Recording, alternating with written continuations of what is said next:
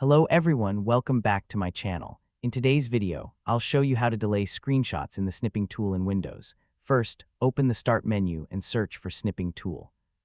Click on the app to open it. In the Snipping Tool window, look at the top toolbar and click the Delay option. You can choose 3 seconds, 5 seconds, or 10 seconds, depending on how long you want to wait before the screenshot is taken. After selecting the delay time, click the New button.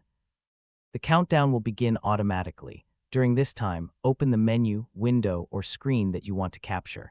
When the timer ends, your screen will be ready for the screenshot. If you are using Rectangle Snip, simply click and drag to select the area you want to capture. Once the screenshot is taken, it will open in the Snipping Tool window. You can use the pen, highlighter, or crop tool if you want to make any changes. To save the screenshot, click the Save icon in the top right corner. Choose a folder, enter a file name, and click Save. Using the delay feature is very helpful when you need to capture a drop-down menu, a right-click menu, or any screen that disappears when you click elsewhere. That's it. This is how to delay screenshots in the Snipping tool in Windows. Thanks for watching, and I'll see you in the next video.